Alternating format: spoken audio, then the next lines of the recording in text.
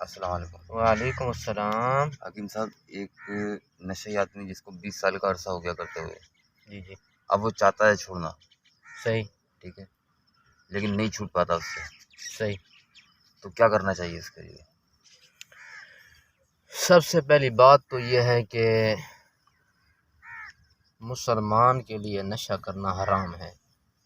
ہاں، اگر کوئی عادت پڑ گئی ہے، اس کا ارادہ بھی ہو گیا کہ میں نشہ چھوڑتا ہوں، لیکن اس کے خون کے اندر، اس جسم کے اندر نشہ رائج ہو چکا ہے، جس کا چھوٹنا محال ہے، مشکل ہے، اس کا طریقہ یہ ہے کہ اس بندے کو سب سے پہلے اس سوسائٹی سے، اس ماحول سے، اس علاقے سے نکالا جائے، ایسی جگہ منتقل کیا جائے جہاں یہ چیز میسر نہ ہو، ایسے لوگ نہ ہو، ایسی گیدرنگ نہ ہو، اور ایسا ماحول نہ ہو۔ سب سے پہلی بات ہے وہاں سے اس کو دوسری جگہ منتقل کیا جائے۔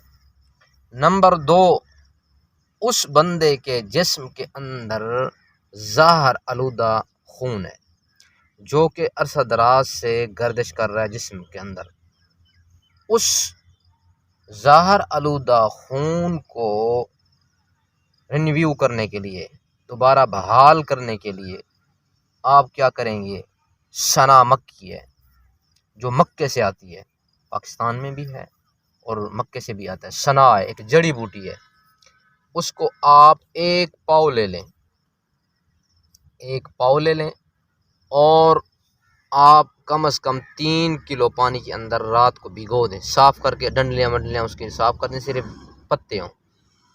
صبح کو اس کو مل کے چڑھا دیں آگ پہ، ہلکی آگ پہ، ابلتا رہے، جب آدھا کلو پانی بچ جائے اس کو ملیں، پھر کپڑے سے چھان لیں، مل کے کپڑے سے چھاننے کے بعد آدھا کلو پانی کو دوبارہ چڑھا دیں۔ جب یہ پانی 1 پاؤ بچ جائے تو اس کے اندر 1 کلو چینی ڈال دیں۔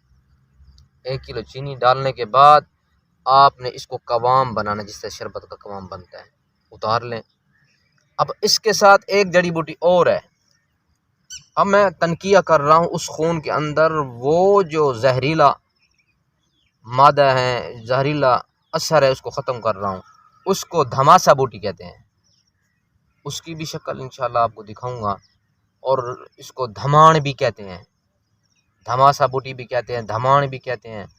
یہ ریتلے علاقے میں ہوتی ہے، اور سنا مکی بھی ریتلے علاقے میں ہوتی ہے۔ اس دھمان بوٹی کو تازہ حالت میں لے لیں، اس کو دھو کے چھاؤں میں سکھائیں، سکھانے کے بعد اس کو پاؤڈر کر لیں۔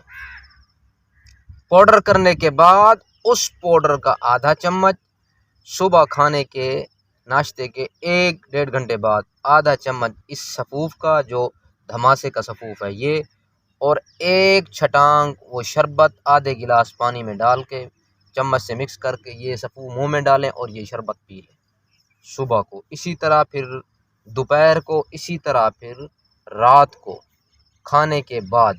اس سے آپ کو دست لگیں گے،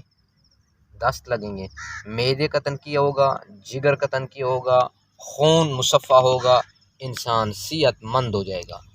اب اس کو 10 دن تک آپ نے اس کو یوز کرنا ہے۔ 10 دن کے بعد آپ نے کشتہ شنگرف، جو کہ میں اپنی ایک تجویز سے تیار کرتا ہوں، جو نشہ کرنے والے لوگ ہیں ان کے لیے، اس کی میں خوراک دوں گا تو وہ سالے خون پیدا کرے گا، دوبارہ آپ کی قوت غریض ہے، جو حرارت غریض ہے، اس کو بحال کرے گا اور آپ کے نئے خون کو پیدا کرے گا، انسان تندرست ہو جائے گا انشاءاللہ۔ یہ میری باتیں آپ کو بہت ہی اچھی لگی ہوں گی، اور اس بات کو آپ زیادہ سے زیادہ آگے شیئر کریں، تاکہ ان لوگوں، ہاں، جو لوگ نہیں بنا سکتے وہ ہمارا نیچے نمبر دیا گیا ہے، اس پہ رابطہ کریں۔ کوئی بات پوچھنی ہو تو کمنٹ سے پوچھ سکتے ہیں، تو انشاءاللہ آپ کی ہم رہنمائی کریں گے۔ تو دعا گو ہیں کہ اللہ پاک ہمیں اور آپ کو سلامت رکھے۔ اللہ حافظ۔